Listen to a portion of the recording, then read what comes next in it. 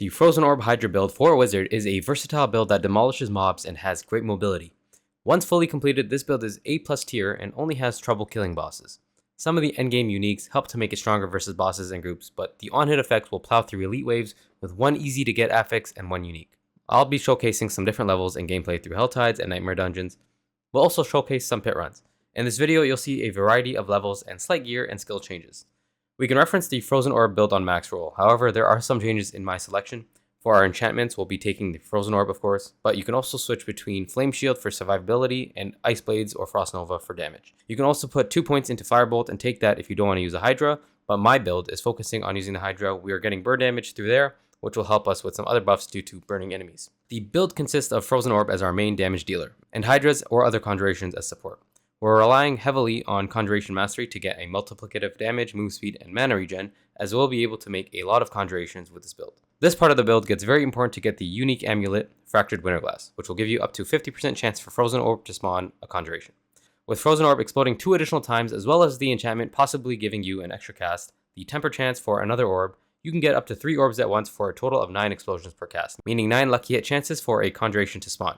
This can still stack to a very high number, especially when adding 2 to 3 Hydras self-casted and a Lightning Spear or Ice Blade. The minimum conjurations you can place will be 3, meaning with Fractured Winterglass you will get 25% buffs for Conjuration Mastery. Once fully stacked, it'll be closer to 50 to 70%. Mana regen and management is very important for this build, as well as attack speed. The more hits per second, the more chances for more Frozen Orbs, and the cycle multiplies. The build works with a 2-hander, but is stronger with a wand. If you have trouble early on with mana, you can take a basic attack to regen mana, Frozen Orb as core, Hydra, Ice Armor, Flame Shield, and Teleport. Once you manage mana well enough, you can remove the basic attack and trade it for Ice Blades. You can always take a point in Flame Shield for the enchantment if you need the survivability. Endgame will include a Godslayer Crown to pull in nearby enemies and do increased damage. This will help a lot for bosses, as well as strong elite packs for higher pushes. We also build cooldown where we can in the build, but using Telrasha as a best in slot ring, we'll get some cooldown there, as well as Fractured Winterglass Amulet. Gloves should have a plus rank Frozen Orb, attack speed, and crit chance, and you want to temper cold damage on all your offensive rolls, and armor and freeze on defensive rolls. Utility for resource generation is good as well as lucky hit chance where you can, but attack speed and crit chance is prioritized. You can later trade some of your crit chance items for attack speed if using Esu's Heirloom, which can give you up to 15% crit chance from its affix.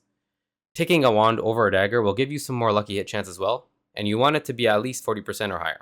Throughout the video, we'll be clearing 15 to 30 levels higher, and mobs will clear pretty instantly.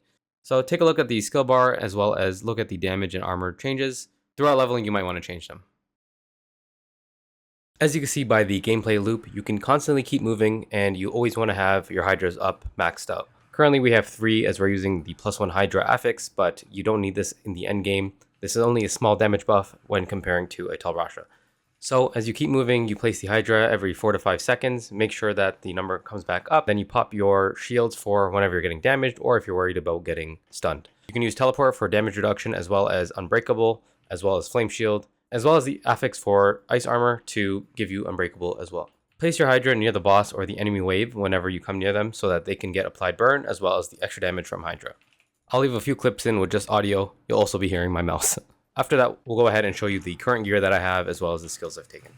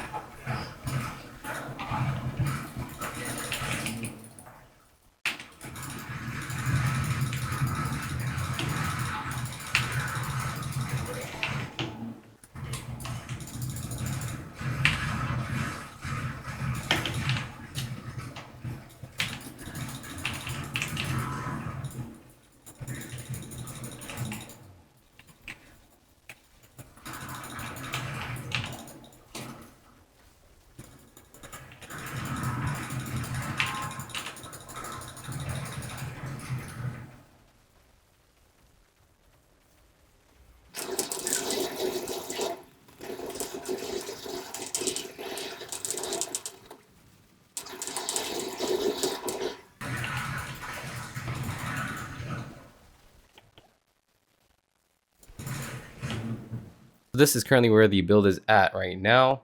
And we just got the Talrasha ring that we're running again, now that it's a 925 power item. So I'm taking the lucky hit chance on that. Lucky hit isn't too bad, actually. It does help with the procs here. So let's quickly go over the gear. For the helmet, I have the Conjuration skill, grants you damage reduction. So I have 18% there, not too bad, because I'm always going to have a Conjuration pretty much every few seconds. I have this for tankiness, so Ice Armor gives me armor as well as Unstoppable. We have 34% more damage to immobilized or frozen enemies, so a lot of the time we get them frozen, especially with huge waves. It's really good. It works really well with this, which is the Ice Heart Braze. Now these pants are very squishy, so look at this difference. Look at my stats here, and this is kind of my alternate pants, and we get 19,000, but that's mostly because of the plus 9,000 armor on these pants built in to the effect. But if I don't need to beat that tanky, I just run this and I get, extra damage to frozen enemies, freeze duration, damage reduction, and then the frozen kills become a Frost Nova. And then for the boots, we're running Esu's Heirloom for now. We get extra crit chance. That helps quite a bit. Good move speed. Mana cost reduction is pretty helpful. I had these as alternates as well, just to test things out, to be a little tankier. Intel, max life, all resist, barrier, movement speed. And then this imprint here is pretty nice too, to gain that movement speed when running away from slowed enemies, pretty much everyone. And then this one as well, just to try it out. Not that great. So that works for now. It is on the squishier side as well, because no health or intel. Then for our weapon, I'm currently running the wand with lucky hit chance, so more lucky hits means more procs for Frozen Orb stuff. So the dagger will do more damage for crowd control enemies, which is guaranteed damage. So here we have max life, but I might trade that for another damage aspect. But we have, damage percent, crit strike damage, invulnerable damage added on, as well as Frozen Orb projectiles can cast twice. So you always want to run that, of course, on this build because it's a Frozen Orb build. Yeah, have that on these two weapons. If it was a two-hander like this, you go with Frozen Orb projectiles, cast twice, 30% right there, and big vulnerable damage right there, or cold damage, whatever you get. Obviously might not work out perfectly. Then I'm running this 30% damage increase to vulnerable enemies while you have barrier up, which is quite often in this. With Frostbolt, you can almost guarantee more vulnerable if they're frozen, but there's other ways to do it. But for now, this is working pretty fine and the damage is good. And then for the offhand, we have intel, damage, crit chance, vulnerable damage. You want to have just pretty much mostly damages, unless you need the health, then you can add some health. Over here, Talrashas, can't really change that. So luckily this adds up to 54% damage, I think, per element. So that's like 154 damage, which is pretty crazy. 154% as a multiplier. So I did notice the difference when I upgraded from my last ring, which was the +1 Hydra. Here we have damage, attack speed, max life, and other damages. So you can go all damage on this as well, but max life isn't too bad when you're getting one shot. And then here we have the amulet for the Fractured Winterglass. This is really good for this build. Obviously, as you can see, that Frozen Orb will give you conjurations, so Hydras or anything. Even this guy here, the Ice Blades, or that little lightning strike that flies around. I obviously have a pretty low roll on that, so hopefully I get a better one soon. But the addition there to Conjuration Master is really good because now it's 5 out of 3. So we're going to get 5% damage per Conjuration active. So with the Hydra, I get 2. Plus, every time I cast my Frozen Orb, I can get multiple, maybe, So you can get like up to 10 maybe at once. So that's 50% damage. Pretty nice. Hydra is only level 1 just because we just want to put it down. And we have this here to burn. You want to have Summon Hydra to burn because when you're selecting your skills, you're going to have to choose a fire enchantment so you can burn, or you take the Hydra if you're running Hydra, and then you can use the other enchantment for anything else. So one for Frozen Orb, of course, and the other I just threw on Flame Shield because I could still get one hit. So going back to the skill tree, we just have 2 points here. Coming in here, we max out Frozen Orb and Destructive Frozen Orb just for some more mana. But if you're not getting vulnerable enough, then maybe you can go with this, and even maybe try an Umbral if you need to. But just try to stack up mana regen if you're having trouble. With big packs, you're not going to have any issues. The only issue is bosses, which this build isn't great on regardless of what you do. Then for now, we have max mana increased by 3, and core skills deal 12% more damage. Flame Shield, we have level 1, and heal for 50%. We have Teleport as well, and we go up to 30% damage reduction. We can teleport quite often as well. We have Ice Armor, and we're taking reduced cooldown by 1 second. So we can keep stacking that, keep it going. Then we come over here, take Align the Elements, more tankiness, more regen, more barriers. Every time we use a cooldown, we get a barrier. So every time I use my Ice Blades or my Teleport or my Ice Armor. So a lot of barriers. And then we have Ice Blades here that I just threw on now recently. Some cooldown as well as another Conjuration on the field. All right, then we're completely skipping the Mastery skills just because we don't really need them. Obviously for this build. You could add stuff for barriers if you care to, or chill. This would help CC enemies a little faster, or bosses get them staggered quicker, but this is so far what I have that works for me.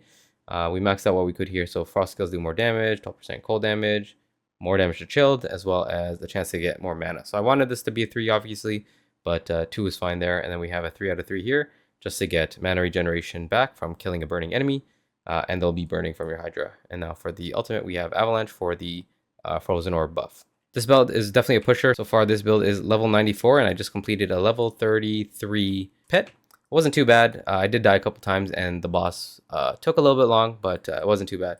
When I did 31, I pretty much rushed that. I beat that in, I think, under 4 minutes or around there. So definitely still a very strong build to be pushing. And as soon as we continue upgrading stuff, so I just tested out Masterwork as well. I got this guy to number 5. At level 4, I think probably 8 and then 12, you get a big buff. So that's why the crit strike damage is at 72.5%. So that took a big jump rather than the 5% increments you get typically. All right, guys, thanks for watching. I'll see you guys on the next one.